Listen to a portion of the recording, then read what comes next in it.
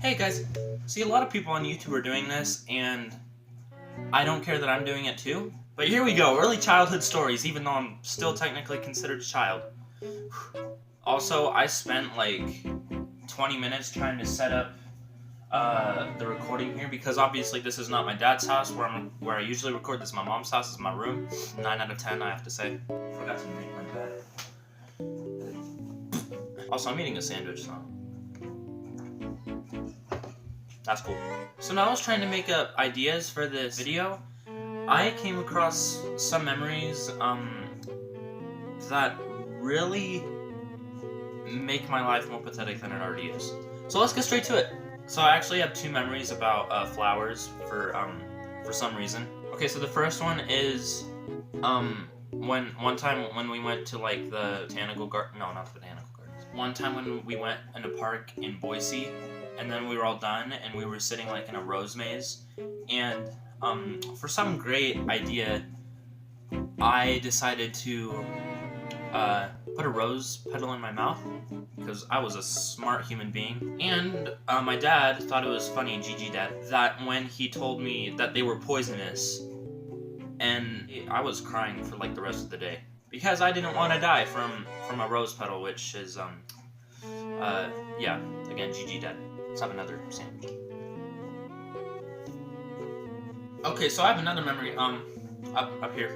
So this next one actually involves another rose. When I was like 9 or 10, I decided, since, you know, I'm a smart human being, you know, I wonder what a rose petal tastes like, because I forgot about, the last time my dad told me they were poisonous. So for some reason, I decided to eat a rose petal again, and then it tasted bad, so then I spit it out, and then I made a revolutionary discovery. I discovered that when you chewed up a rose, your spit turned purple. And I was so hyped since that day. I guess I did the first rose thing at the park when I was like 6, and then the rose petal thing when I was like 9 or 10. So I guess I was just a tree hugger from ages 7 to 10. Oh no, now that I think about it, I did the rose petal thing with my mouth yesterday. So I guess I'm still a tree hugger.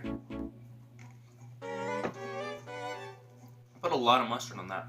This next one happened again when I was 7. I broke my arm, and how that happened is actually really stupid. So I was living at my grandma's house at the time, and then me and my brother were playing tag. He was behind me, and then, oh no, I was and then he was running, and then like we were in a room that like made an entrance, and then it kind of like blocked off, so the only entrance was the front. So when I was chasing him and then tagged him at the end of the room, I started running and he came after me.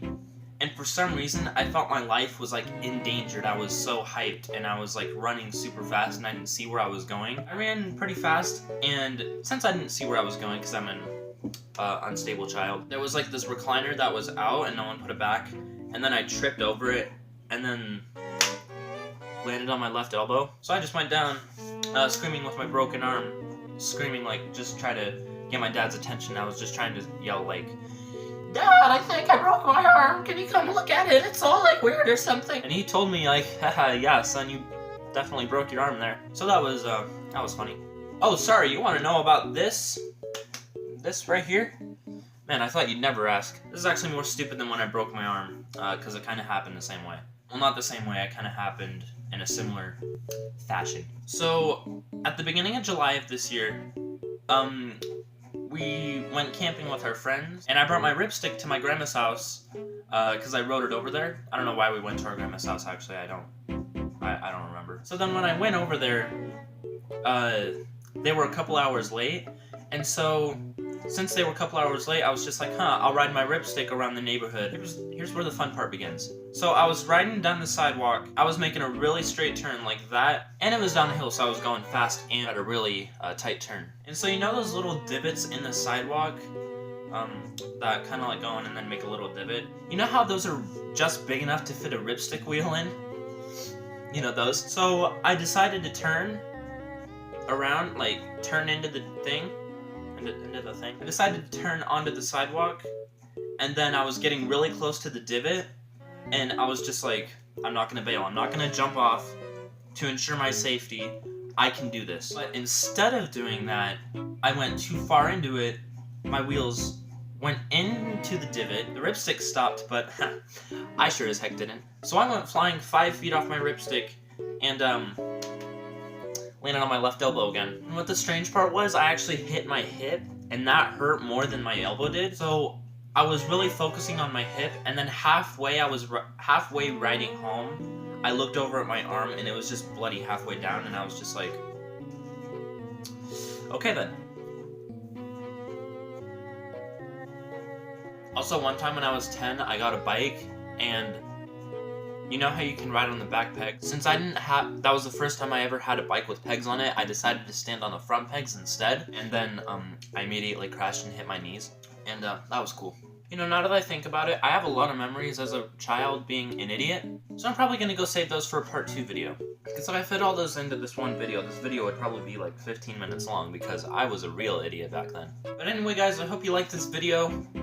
Tell me if you want a part 2 because, what I say probably isn't gonna come true because, you know, I'm just lazy. So yeah, make sure to give this video a like and, subscribe us, you know. And yeah, I'll see y'all later.